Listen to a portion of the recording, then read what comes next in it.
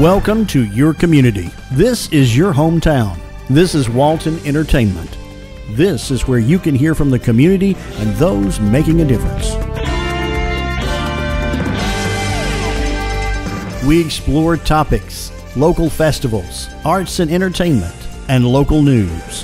For this program and much more, visit us online at yourlocalstream.com. That's yourlocalstream.com. My name is David Boyle. I'm the owner of Crawford & Boyle. I have a criminal defense and divorce law practice here in Monroe. Our office is located directly across the street from the Walton County Government Building, in case anyone needs any assistance. But I'm here, actually, I sponsor the event so that I could speak to you about an actual a charity organization. It's the Judge Horace J. Johnson Beyond the Bar Scholarship Foundation. This is a organization that was formed basically in the name of Judge Horace Johnson with the full backing of his family to raise money for scholarships for graduating high school students in Walton, Newton, and Rockdale County. Judge Johnson, who passed away in July of 2020 due to COVID, was basically a big proponent of education programs. He works with the Newton County Boys and Girls Club and lots of other charitable organizations. He also works with Emory University at Oxford with regard to that as well. So we formed this scholarship foundation to raise money to help provide scholarships to local graduating students. So, so far we've given out 12 scholarships to date, and each year we hold a golf tournament. And it's not your traditional golf tournament, it doesn't take the whole day, it's not 18 holes. It's just a drive, chip, and putt contest where you basically come out, take your shot individually or as a team to see who can hit it the longest, who can hit it the most accurate, and who can make a putt like a putt-putt. So no real skills acquired. In fact, one of our scholarship winners actually won the tournament recently, got the big prize. So it doesn't take a lot to win. What I'm here for, though, is to ask you to see if you would consider donating to it.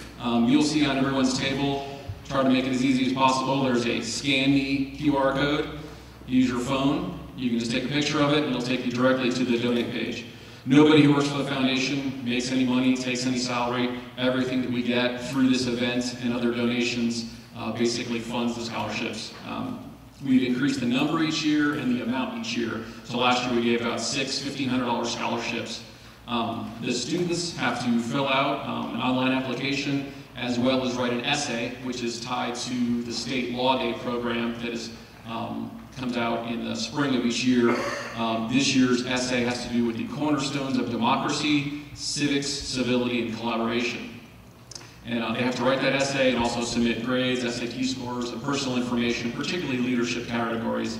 And then an independent panel blindly judges all of them as far as figuring out who to award the scholarships for. If anyone is interested in becoming, joining the board or becoming a member or assisting in any manner, just find me afterwards. I'll be happy to talk to you about it. We're always looking for volunteers. I was actually looking for the folks from Meta. Did anyone show up? I know they were the co-sponsor. They're not able to be here. Okay, so I'm going to tell you about Meta. I posted this ad on our scholarships Facebook page, and then tried to hit on local businesses. You try to like boost your Facebook post to get some more visibility to it, and it was rejected as being political, government, social, unfortunately. So I wanted to talk to them specifically about that, see if they would be a sponsor to make up for the fact that I can't distribute it through social media on them. So, but if anyone is interested, any donation is accepted. The sponsorship opportunities are on the back, and like I said, try to make it as easy as possible. Just scan the QR code, and it'll take you right to the page. Thank you very much for your time.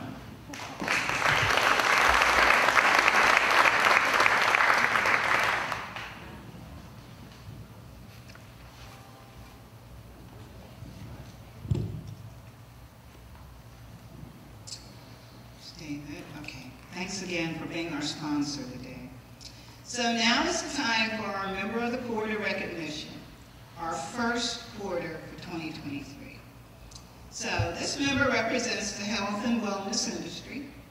The mission of the company is to empower people to flourish with sustainable, healthy living.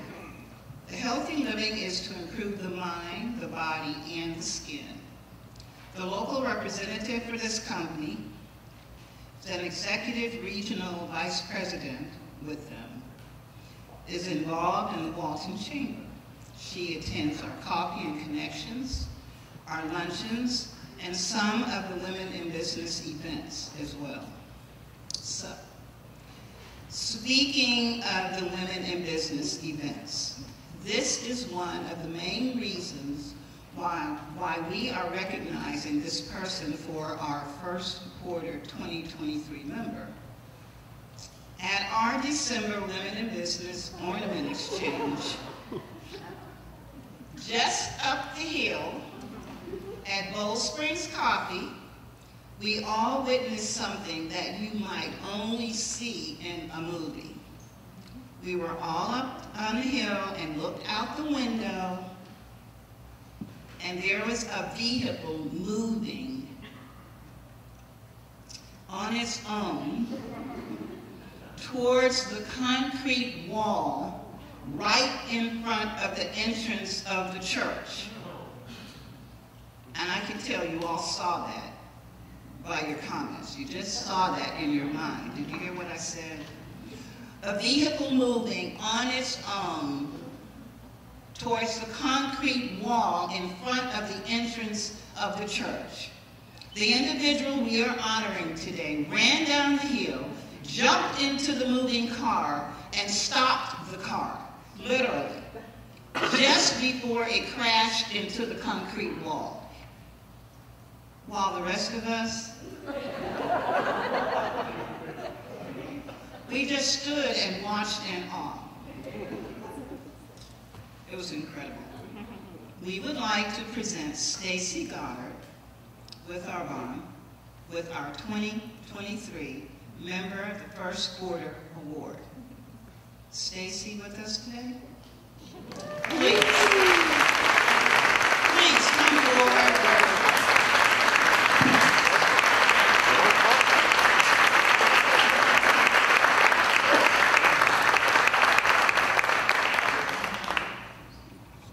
Yeah, I was right there next to Stacy, and my God, what is she doing?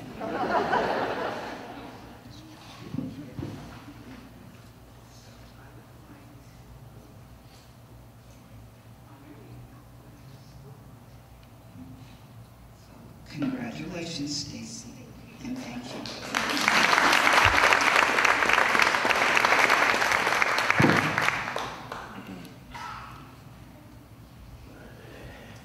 So at this time, I'd like to turn the program over to Terry Smiley, our president, to introduce today's program. Thank you.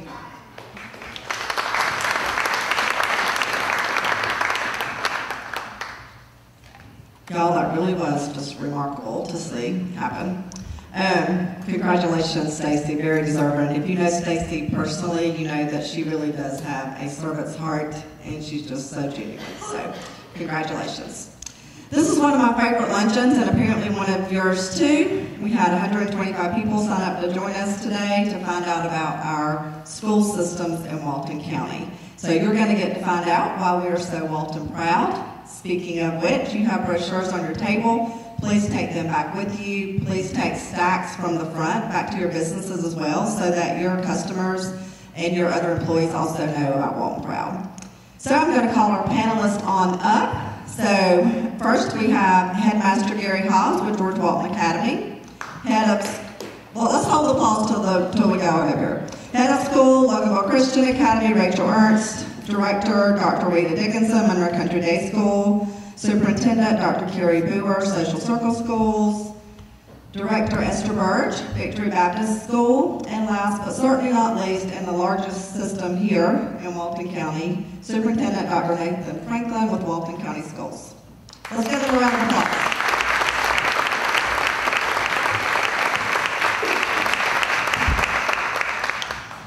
First, I just want to say thank you for what each of you do each and every day for our students and all of our future workforce. So we really appreciate what you do each and every day.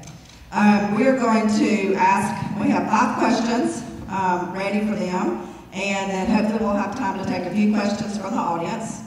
We're going to rotate who answers first, but we really tried to come up with questions this year that they couldn't just say ditto when they got the mic. So we hope that these are good, unique questions and that you're going to learn a lot. So I did not give them a big introduction because our first question for them, and Mr. Hobbs, we'll start with you on this one. Tell us how you got your career start in education and what path led you to your current role. Thank you. Most of us remember a teacher who made an impact on our life.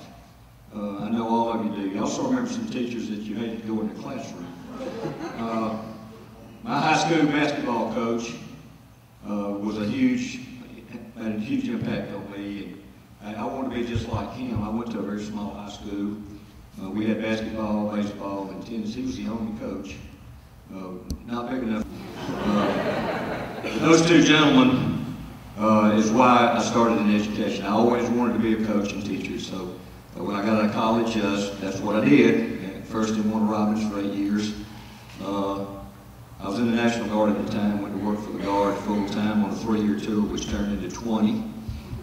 Moved to Walton County in the meantime, and came to Walton County Schools in '99 as an assistant principal, then a principal, then a associate superintendent, then a superintendent, and then I retired, and then I got called back. I'm a real slow learner on retirement, but got called back, invited to be at George Walton for 2 years, thoroughly enjoyed it. I told the Board of Trustees I would stay 2 years. That 2 years is up this June, and so I'll be retiring again. We do have a great young man, not young man, middle-aged man coming in to take the reins. So that's kind of why I got an education, and just a great influence from my father and my high school coach. Very similar. I wanted to be a teacher because of my 8th grade math teacher, Miss Phillips at Snellville Middle School, because she always had matching shoes and nail polish, and I just thought that was the best thing. But for some reason it worked out. I actually did my student teaching with Becky at McConnell Middle School and started teaching everyone's favorite age group, which is middle schoolers, and everyone's favorite subject, which is math. And did that for about 6 years, and then went through the leadership program through Gwinnett, became principal in 2017 in a Grayson cluster school, and then felt God calling me in a different direction and had the amazing opportunity to move over to Loganville Christian Academy. This is my 5th year there. I've served as upper school principal and for the last about 2 years head of school, and very appreciative for the opportunity to be here today, and that's how I got started. And I will only retire once. I'm learning well.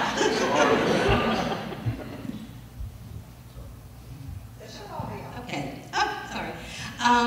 Well, Mr. Hobbs swears I can't keep a job, and that's part of the reason that I have had so many jobs, but I think I'm the epitome of the Western philosophy that to do is to be. I have been working since I was 12 years old, and I have the Social Security paper to prove it, even though they told me to lie about my age. They sent in the Social Security.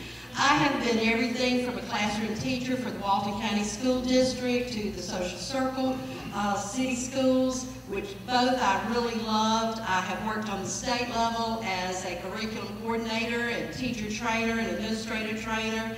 I have worked on the national level as a school improvement specialist. And one of the happiest days of my life was when I got an email from Roger Krim that said, would you consider coming back to Walton County? And I was like, thank God, a Greyhound, I'm leaving. You know, I was up in Lima, Ohio at the time doing a teacher training, and I looked out on the people and I said, what in the world am I doing here? They need me more in Monroe, Georgia than they need me in Lima, Ohio. And so I came back, and it was probably just a wonderful, I know it was a wonderful experience. I used to say Dr. Burks from Social Circle was the best superintendent I worked for until I worked for Mr. Hobbs. And so that was a wonderful experience. Dr. Franklin and Mr. Hobbs went to Washington, D.C. with me one time, and we just had a great time, and they got to get a little insight into what I had done. And in my travels, the Country Day model was one of my favorite educational models I saw, and had the opportunity when I retired to come back to the town that I love so much and open a school that was the model that I love so much, has just been quite a gift for me. And I'm Carrie Hoover, and please excuse my squeaky voice. And this happens every time that the flowers get so beautiful, and the flowers are worth it. But I'm sorry you're going to have to suffer for a few minutes. But like Rachel, I grew up in Snellville and had an opportunity to also have Miss Phillips, and she always was fabulous. We had great teachers growing up, and there were lots of us that attended the South Gwinnett cluster that went on to be educators, and that's something that we're really proud of. It was a great place to grow up, so we had many wonderful teachers. And I had one teacher who really went out of his way to make sure that everybody who walked in his room felt special. And that's just such a gift to give to kids. And at the time, I grew up in a pretty crazy household where the police were there pretty often.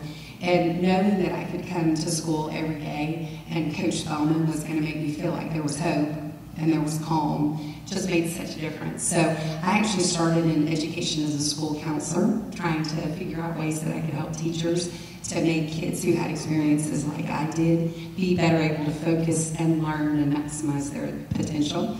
And I had a great opportunity to do that in the Gwinnett County Schools for about 18 years.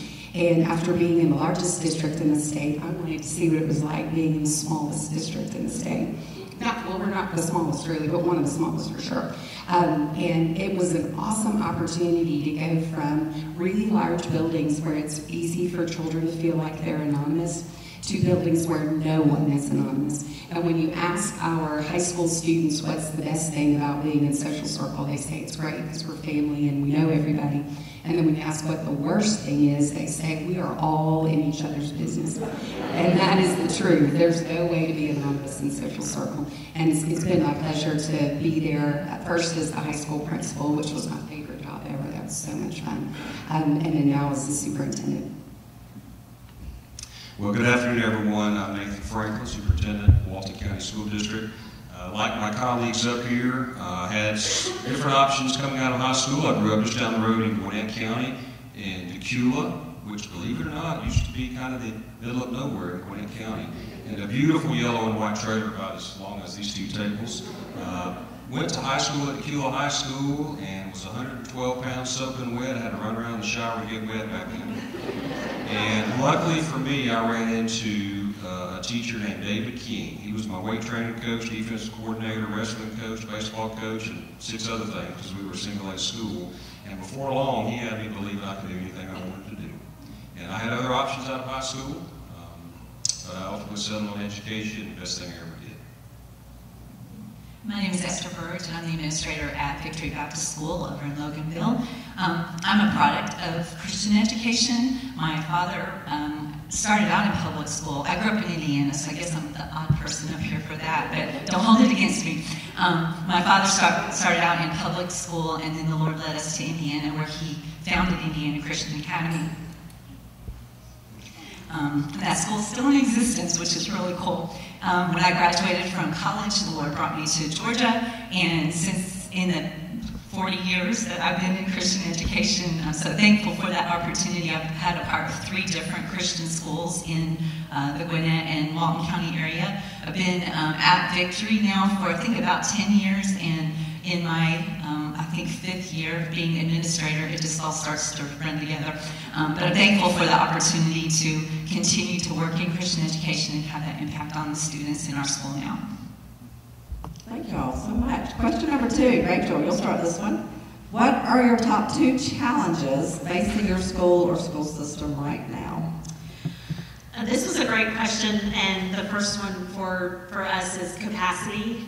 We have seen incredible growth over the last 3 to 4 years, and making sure that we have the right spaces, the right classrooms for all of those children and their families has definitely been a challenge. Another challenge is transportation. We have over 40 athletic teams. You add in fine arts groups and different clubs, and we don't have a bunch of those bright yellow school buses, and so getting everybody where they need and want to go and be is definitely a challenge. And then also just balancing making sure that we keep our tuition in check, so we are still an affordable option for families, but also understanding the need to employ and retain high-quality teachers and what those salary dollars look like. So I know that was really free, but sorry. I think my number one challenge probably is a challenge across the whole world right now, but it's electronic communication. I think that not only is it a distraction for our children and our parents, I think that it leads to them getting a lot of misinformation. They're bombarded by misinformation, so I find myself spending a lot of time trying to help my children and my parents discern the truth and what they have heard or seen. And I feel like, I don't care if you're in the medical field, what field you're in, I think everybody is probably experiencing that right now, that there's just so much out there that we have to help them find the truth in it. The other thing I would say would be our size is a challenge. I think I might be the only school I know of where people say, oh, our child has got the best education they've ever gotten here, but we're leaving to go do extracurricular somewhere else. We have joined GAPS. We shook hands on it on Monday. We've hired an athletic director, and we will be offering more of a extracurricular choices for next year. And I do want to remind everybody that Quiz Bowl and drama, one-act play, all of that is competition and team sports also.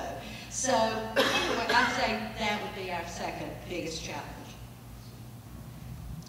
Our biggest challenge currently has to do with the need to build a new elementary school. So in our district, even back when you were there, we were talking about building an elementary school for about 32 years and haven't pulled that off.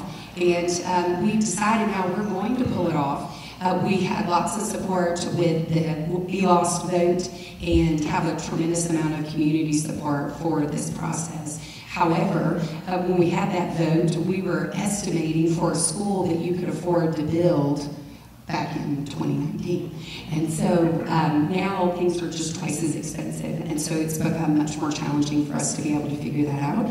But we have great folks who are helping us to figure out how we're going to be able to do that and hope to open a new elementary school in 2025.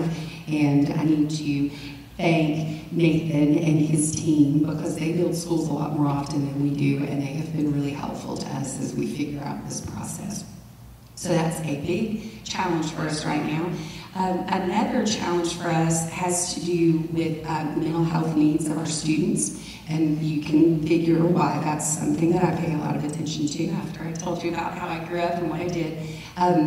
But our students are coming to us following COVID with more severe mental health needs than they ever have before.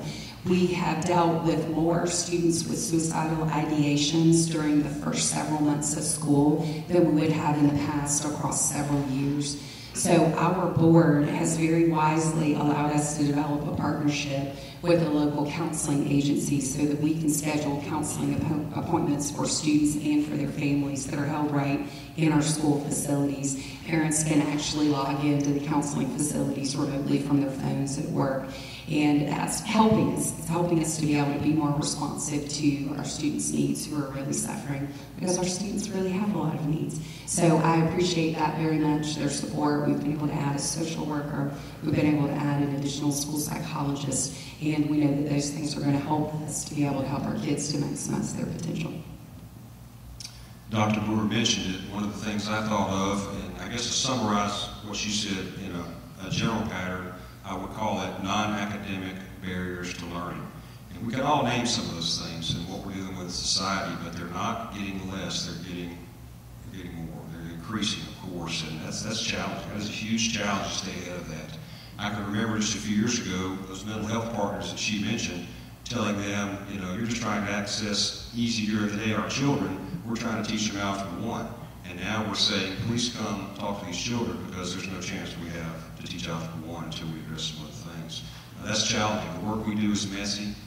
It's a passion, but it's messy work, and it's never ending. And I can promise you the need is is growing. Angela Yarman's here, one example of a great partner through the Success Alliance. She can tell you 100 stories of students that had no chance to make it, really regardless of how smart they were, because of those barriers, and that's a huge challenge.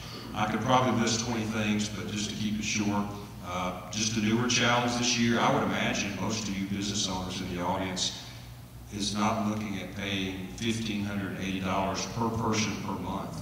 But that's the healthcare increase. It's grown to $940 in recent years, and really without notice, Dr. Brewer will tell you we're faced with paying a 62% increase next year, 1 year. $1,580 per person per month. That's just a quick, oh, we didn't tell you, $4 million price tag. Guess who pays that? The taxpayers in Walton County. And so that list that every superintendent has of 10 things we'd love to do next year to get bigger, better, faster, et cetera, just got pushed off the table with those kinds of challenges. And all those things go on at the Gold Dome, so I would encourage you to get involved with what's going on, because that is the biggest part of your tax bill you pay in Walton County, and it's crucial that we pay attention to that. For us this year, I think one of my biggest challenges has been staffing, and we started the school year a couple of teachers short from where we were last year, and so trying to spread out the staff that I have and giving them more responsibilities, yet at the same time encourage them, support them, provide what they need, not totally wear them out. And along with that, substitute teachers, and I'm sure you guys probably face the same thing, that's just been a huge challenge, and when we don't have a substitute, then it falls back on those teachers. So that's been just a big thing for our ministry. And then the second one, and it's already been mentioned up here too, being a Christian school and everything is pretty much tuition-based, being able to keep the tuition affordable for our families, yet realize cost of living is going up, and we have teachers and they have needs and we want to meet their needs financially. We've been blessed to move into the old middle school property over there behind Kroger off of 78 and 81. And what a huge blessing. God has blessed so much in that way. But along with an older building, as many of you probably can relate, the upkeep, the financial, so that becomes a part of having to fit all that into the budget. So just balancing all those things together is the challenge. Quickly, what Rachel had said earlier about balance the tuition, teacher pay, budget, course offerings. You know, we want to, like she said, make it affordable for the parents who would like to come to an independent school with the tuition, and then keeping quality teachers. You know, independent schools don't generally pay as much as the public schools do, you know, to a normal classroom teacher. And then the budget's always an issue, and to offer the courses that students need. At George Walton, they're required to be admitted to a 4-year college in order to receive their diploma, and we want to make sure we offer the right courses that students need to get in the colleges that they desire to enter.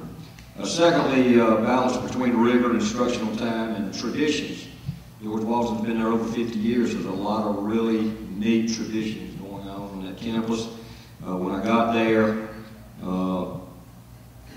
I said, wow, these kids are out of school a lot. So we added a week to the beginning of school, and a week after Christmas that was for wintermester, and reduced that wintermester to 2 weeks to add. And one of the main reasons is we offer 19 AP courses. The AP curriculum is a national norm curriculum. The AP test is a national norm test. And our teachers that teach the AP courses were having difficulty getting through everything to get those kids prepared for those AP tests. We're seeing our AP test scores going up every year, though, because of that additional instructional time. So we were able to keep the traditions and do the things that we were able to do before, but by starting a little sooner, we can provide that additional instructional time to students. So that's always a challenge as well. Awesome. So lots of challenges here. So our number 3 question is just the facts. So give us, and you have this on the sheet if you didn't bring notes, total number of buses, total number of faculty, including teachers, bus drivers, custodians, total number of students, total annual budget, and my favorite fact, the graduation rate. You know, that doesn't really fit me. So I'm just going to answer what I want to answer. All right. We have a 100% graduation rate. When I opened the school, we started with 5 6th graders. They're all still with me. They are all graduating this year. And the real success is of those 5 kids, All of them have either been in dual enrollment or work study or a combination of both. So that's, yeah. We have a really small fleet of buses. We have 23 buses, and we have 310 faculty members, just under 2,000 students. Our budget is just shy of $27 million, and our graduation rate this last year was 94%. Thank you. Okay. We have just about 170 school buses. That's a few extra. We run about 140 bus routes per day. 14,600 students currently in Walton County schools. Our buses, because of the size of Cobb County, would drive 2.5 million miles per year, which is why we average 20 bus wrecks a year. Evidently, yellow is not the best color. Typically, 19 of those 20 wrecks will be someone else not seeing that giant yellow school bus, and one will be our fault. This year's maintenance and operation general budget, $144.4 million. Our graduation rate, 94.9% as a district. All three high schools over 93%. That's never happened in the history of this county to my knowledge.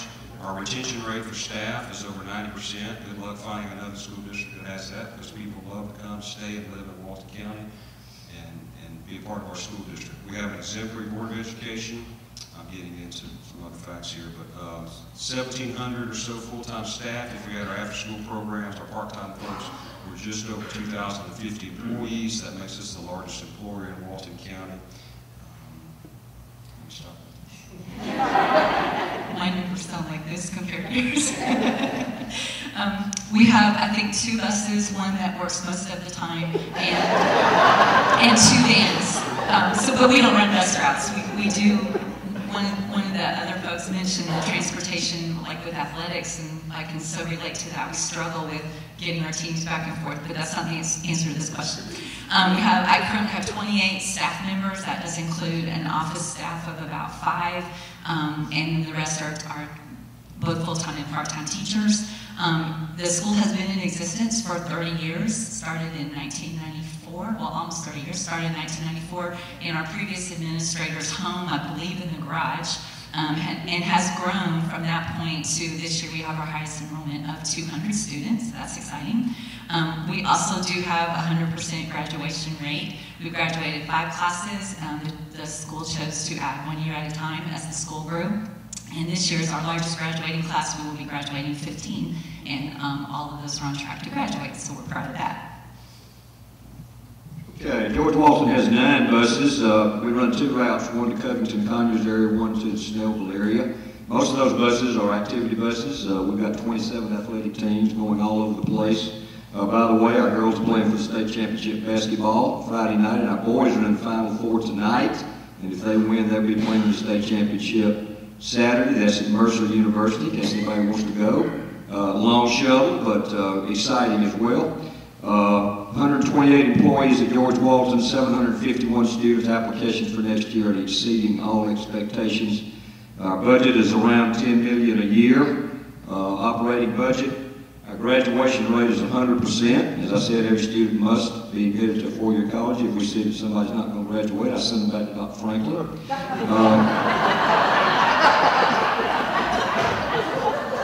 We have 74 seniors this year. This is on your table and talks about our senior class last year, so pick it up and take a look at it. It's a GWA at a glance. It tells you about our programs and everything. Thank you. Hi, I'm Debbie Davis Haynes. I'm part of the Walton County Master Gardeners. This is the beginnings of our plant sale. Everything here has been propagated by the Master Gardeners, and we will be selling this at our annual fundraising plant sale April 15th at the Ag Center on Criswell Road. That's also the location of our new extension office. So we have lots of vegetables, flowers, we'll have some shrubs, a few trees. We've just got a great variety of plants.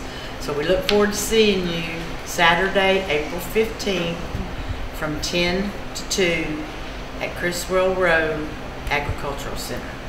Thank you.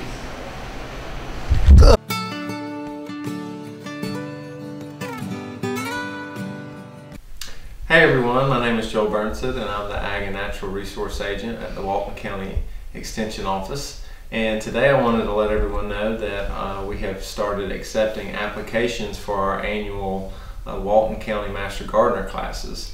These classes will start the day after Labor Day, which this year is going to be September 5th, and it will run through December 7th. Classes will be held on Tuesday and Thursday mornings from 9 until noon here at the new Walton County Extension Office, which is located at 1258 Criswell Road, Southeast Monroe.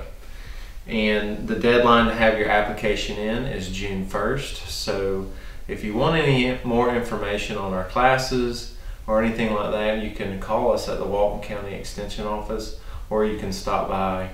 Our phone number is 770-267-1324, and we look forward to helping you, serving you, and seeing you. Thank you.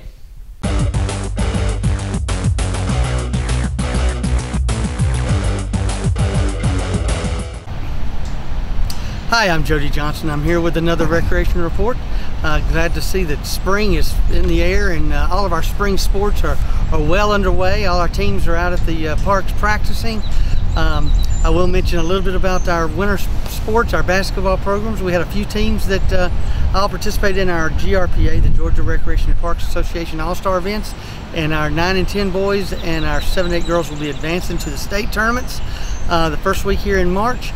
So hopefully they'll have a good showing. I think our 7 and 8 girls are going up to Dalton, and our 19 boys are going over to Tucker over in DeKalb County. So good luck to those teams. We hope they'll come back and win us a state championship. But again, about our spring sports, our baseball and softball, we had a huge number of kids that came out and signed up this year. Also with our soccer program and track program, we had over 2,200 kids that signed up, and they're all getting ready. Our opening day for all of our events will be March 18th. Hopefully the weather will continue like it has for the last couple of weeks, and let our teams get prepared and ready. You know, they've all got their uniforms and schedules, and all anxious to get out there and participate. It's a lot of fun for a lot of participants and the parents. They get to go out and watch their kids, the grandparents watch their kids and grandkids play. So we look forward to starting those programs. Another thing I do want to mention is the Recreation Department now is administering all of the reservoir. If you don't know about the Walton County Water Authority, the reservoir that was built several years ago, it's out towards the Hard Labor Creek area, down Social Circle, the Fairplay Road area. It's a 1,300-acre pond that's there, and now the Recreation Department is administering anyone that wants to go out and go fishing there. So all you would have to do to get an annual membership to the reservoir, you would get a sticker that you would put on your car, and you could launch your electric boat only, no gas motors. Of course, you can fish off the bank, but to park there, it's either $10 per day, and you can pay at the site. There's a little drop box there, and we do honor everyone. You just go back and put the tab back onto your car, or you can buy a annual sticker that goes in your car, and it's good for the entire year, and those cost $60 if you're in county. Out of county fee, they add an additional $15 to those, and again, you can utilize that to launch your electric boat, go out and fish all you want. And what I'm understanding is there's a lot of fish being caught. There's some crappie down there, and this is the time. Y'all know about the dogwood trees blooming, and then the dogwood, and then the crappie start biting. Of course, everybody knows springtime is the time where a lot of the fish come from the deep areas, come to the shallow areas, and make it a lot easier to catch. So my understanding, they're catching some pretty large fish down there over the last year or so. So it's a great place to go. There's a few fishing events, and we're going to start putting those on as well. Maybe our fishing derbies that we usually do at some of our smaller ponds, we may extend that to the reservoir, where you come in and actually fish for free to get people to know where that place is at. There are plans to expand the recreational opportunities down there, to build a pavilion down there for different events. There's already a dock down there, really not for fishing, but we plan on building a dock just for the fishing areas, and then we'll put a playground. There's bathroom facilities already there. So it looks a lot like if you went to one of the local state parks, one of those ponds, but it's actually a much larger pond. It's pretty expansive. That's why it's a little easier to fish from a boat. But yet, you know, you need to be a little experienced because you are on a 13-acre pond, so you need to know really a little bit about angling if you're going to get out there and fish on such a large body. If not, I would encourage just stay closer to the dock, even if you're launching a boat. So any questions with that, you can go to our website. We're in the process of adding a lot of information on our website at waltoncountyga.gov about the opportunities at Hard Labor Creek. Again, we just took that over since about a week, so we're still expanding and trying to get the information out there.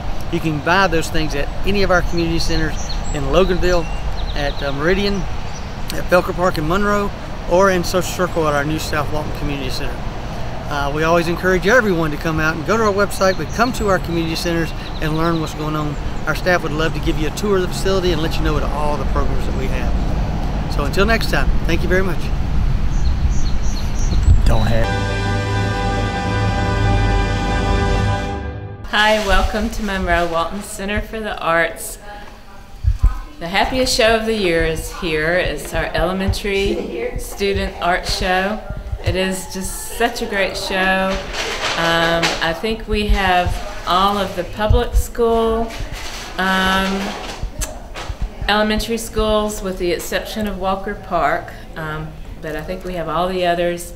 And then for private schools, we have George Walton and Loganville Christian here, and I think that covers all the schools. So it's a full show with over 600 pieces in it, dozens and dozens of pieces from all of the schools. So it's such a happy show. If you need a little break in your day, need some inspiration, need just some happy thoughts, and hope for the future with these talented students and really great art teachers. I was just at a Chamber of Commerce event, and it was talking about education, and of course sports kept coming up, and I wanted to raise my hand and say there's the arts too. We've got really great art students and art programs and art teachers here in the county, and these shows that we have. We'll have the elementary show now, we have a middle school show, and then we'll end up with our high school show in May. So just shows off the talent and the originality of the kids and the talent of our teachers. So please come see this show. It is here through March 16th.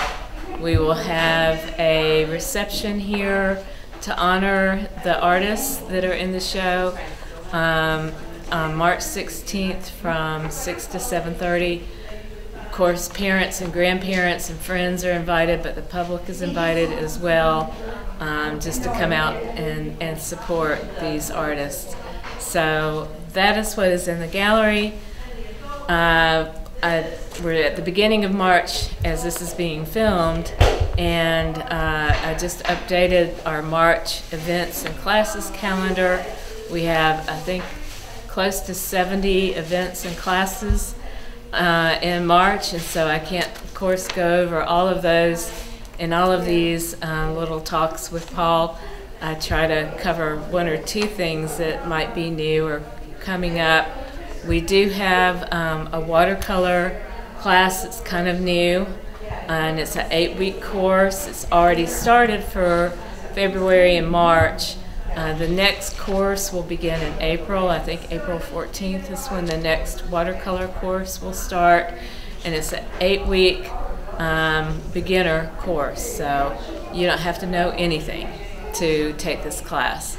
That is coming up. Another new thing that we have coming is the Scribblers, I think it's called Scribblers Christian Writing Club, and that is a new writers group that's going to meet here monthly starting this month in March. So we also have the Southern Sisters in Crime writing group, and that's murder, mystery, suspense writers or people who are interested in that genre. And we also, of course, have our Walton Writers groups. So please go to our website, MonroeWaltonArts.org. You can see dates, you can see the calendar, you can see how to register if there's a registration required, photographs of the works that are coming up, the projects that are coming up. On March 11th, we will have our soiree for the month. We always have a pottery project. I'm not sure what the pottery project will be, but our soirees, of course, are drop-in. You just come, see what we're doing, participate if you want to, watch and just enjoy if you don't want to make something.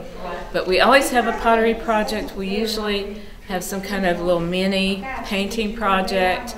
Sometimes Julie is here with the beaded bracelets that you can make. We try to have at least 2 to 4 different drop-in workshops. That's March 11th. I'll put in a plug for the city. March 18th is the big car show, and that's a big fun event for the city. That's not us, that's of course the city of Monroe. So please come out that day. We'll be open that day. Parking is hard that day to get in, but if you're in town, please come and see us.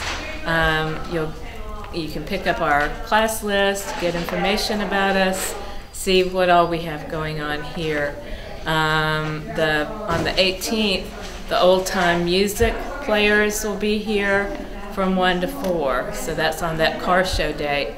So they'll be here inside the building playing old time music. We have usually between 10 and 15, maybe even more musicians here playing on those days. Really fun time. And that will be on March 18th. At the end of the month, our Nature Meets Art garden tour tickets will go on sale, and we'll have an early bird price of $25, and then it goes up to $30 at some point. Again, if you go on our website, you'll see all the details there. They're not on sale yet. We'll make that link live. I believe it's March 25th. The link will go live to purchase your tickets. You can, of course, also purchase them here. Come in here and buy your tickets. We have 5 gardens on the tour this year. Everything from big gardens to more intimate in-town spaces. You'll learn a lot. You'll have a lot of inspiration and just a good, fun, memory-making time with your friends and your family to get out on that day. The garden tour is held on May 6th, Saturday, May 6th, from 10 to 4. So hope to see you soon. Come see us, pick up a class list. We appreciate you all so much, and have a great day.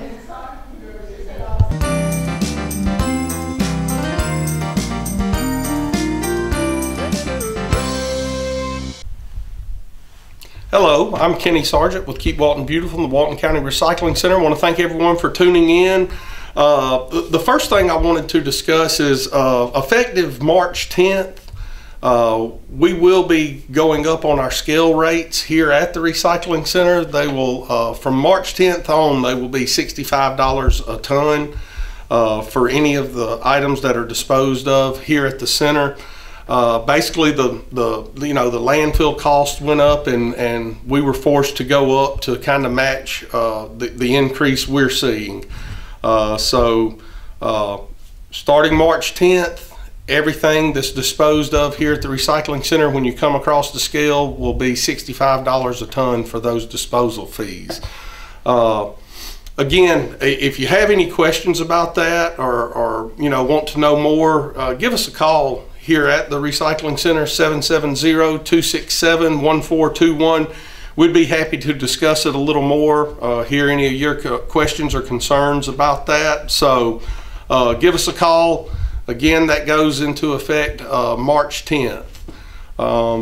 We're starting to ease into spring, and we're starting to schedule some of our events, and the one that we have scheduled right now, we're going to do a document destruction event on Saturday, April 22nd from 10 until 12. We've partnered up with the Loganville Lions Club, and we did that as well last year. And it will be at the City Hall in Loganville from 10 to 12 on Saturday, April 22nd. That is Earth Day. Again, if you have any questions, give us a call. There are no limits on boxes that can be brought in. With the new company we're using for document destruction, they don't put any limits on how much paper you can bring in. As some of you may remember in the past, with a different company, they had that limit at like 2 banker boxes per citizen. That is no longer the case with the new company, so if you've got more than that, feel free to bring it. And again, that will be at the Loganville City Hall, Saturday, April 22nd, from 10 a.m. to 12. So give us a call. We'd be happy to answer any questions about that. We've also started looking ahead to another paint recycling or paint collection event that we want to do probably around May or June, about the same time as we did it last year. But we are going to start doing those paint collection events twice a year. So just be on the lookout. I'll keep you updated with once we have a date set in stone for that. But we are kind of inquiring about that and trying to figure out a date. And we do plan to have another of those in the spring, early summer. So be out on the lookout for that. One of the other things, I say it a lot, but it's getting to be that time of year, and a lot of people are trimming back their crepe myrtles and starting to, get ready for spring. And we've been turning a lot of cars away here at the recycling center and sending them to the inert landfill. If you come down here with limbs and branches and shrubs and grass clippings, leaves, all of that stuff, we're going to have to send you to an inert landfill. So I just wanted to get that message out there so you're not wasting a trip coming out here trying to bring something we just simply cannot accept. One of the other things that went into effect back in January, as some of you may be aware of, is we can no longer accept mattresses here at the center. Right now we're sending folks out to the Walton C&D landfill out on 78. They're collecting those mattresses, but presently we can no longer accept those here. The landfill where we take our solid waste will no longer accept mattresses. So we are doing our due diligence. We're trying our best. We've talked to a couple of different companies. We're trying to find a way to get back to accepting mattresses again, because we want to provide that opportunity for our citizens to get rid of their mattresses at a reasonable rate. So we are working hard to try to get that figured out, and we're hopeful that we will be able to in the future. But as of right now, we aren't accepting mattresses here at the center. If any of that changes, we'll be updating that on our website, our Facebook page. The next time I do one of these TV spots, I'll be sure and mention it if we do reach some resolution with that. But presently, we aren't accepting mattresses here, so if you come down here with them, we'll be trying to direct you to somewhere you can take those. I do feel like I put a lot of information out there this time. Again, if you have questions about any of that, if you have questions, any other environmental questions or concerns you have, litter questions or concerns, feel free to call us down here, 770-267-1421. We'd be happy to answer any questions we can. We'd be happy to get you started recycling. We'd be happy to teach you how to use our scales for disposal and to get started doing your trash disposal and things that way. Again, come on out and see us. Let us show you what we're doing here. And until next time, take care.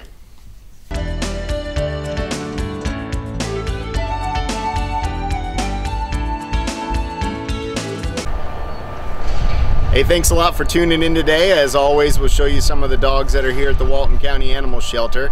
I just wanted to show you this little guy. His name is Wolfie. Now, don't get too excited because he's already got a lot of adoption applications and he's actually scheduled to get adopted today. But I wanted to show him to you to let you know that we get all kinds of dogs at the Walton Animal Shelter. We get big dogs, little dogs, cute little guys like this. So no matter what you're looking for, it'll come through at some point. You can always keep your eye on waltonpets.net. We post all the dogs and cats there.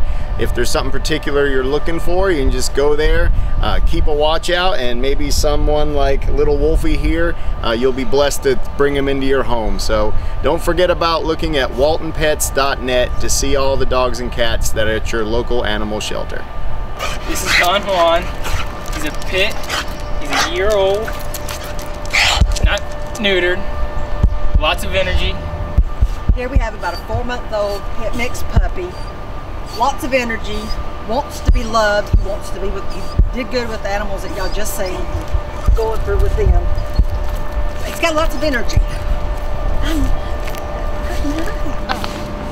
This is Gabby and Gabriel. They're 2 strays that we received last week, and we assume they're siblings because they're the same age, they look the same, and they were found together.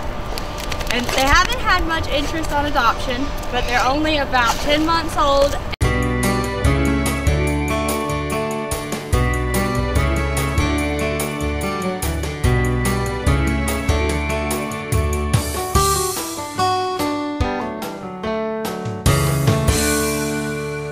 Hey guys, Isaac over at Reboot, giving you a Reboot tech tip. Just want to talk a little bit today about kid safety on the internet, especially nowadays with all kids having the smartphones and the tablets and laptops and all that stuff. It can only take like a click or two for kids to get in trouble, especially if they're not taught rules and stuff like that. It can be very dangerous very quickly. I am not a big Apple person, but one thing I do love about Apple is on their phones and their iPads, they have a program called Screen Time. And you can lock down that phone or that iPad. If you only want them to go to certain websites, you can do that. If you only want them on the internet for a certain amount of time, you can do that. If you don't want them installing all this social media stuff, these crazy apps like Snap and Kick and the dangerous stuff, Twitter, whatever it may be, you can lock that down. So I'm a big supporter of Apple in that way. So if you want to give your kid a phone, an Apple iPhone is a great way to go. Or if you want to give your kid a tablet, an Apple iPad is a great way to go. If you can't quite figure that stuff out, the Screen Time app, you can always take it to a place and they can help you out, or Apple support can help you out, stuff like that. But I'm big on that. One other thing too I'll say about kids being on computers, it's gotten a little better, I would say, lately with like Google helping out, Microsoft, Bing not so much, but Google has helped lock down a lot of stuff on their browsers, especially like Google Chrome I'm talking about. If you take and turn on the safe search, there's a safe search little toggle thing that you can turn on, and that helps a lot. It can help on regular browsing, but it can also help on like YouTube and stuff like that. It's not 100%, but it can definitely help. One other thing I'll touch on too, so there's apps out there called accountability apps. There's one that I've used for kids called Ever Accountability. It doesn't stop kids from going places, but what it does is it tracks everything. Even these apps on their phones and stuff like that are supposedly erase stuff after they look at it. It keeps track of everything, even stuff that gets erased. So if they're doing something crazy on their phone or their tablet or their computer, all that stuff can be tracked, and that's a great tool. Again, it's called Ever Accountability. And I'm a big supporter of teaching your kids about the internet and stuff like that, because it can be so dangerous so fast. So, but anyway, stay safe and please keep your kids safe on the internet. Again, Isaac with Reboot, giving you the Reboot tech tip. Hi, I'm Debbie Davis Haynes. I'm part of the Walton County Master Gardeners. This is the beginnings of our plant sale. Everything here has been propagated by the Master Gardeners. and we will be selling this at our annual fundraising plant sale April 15th at the Ag Center on Criswell Road. That's also the location of our new extension office.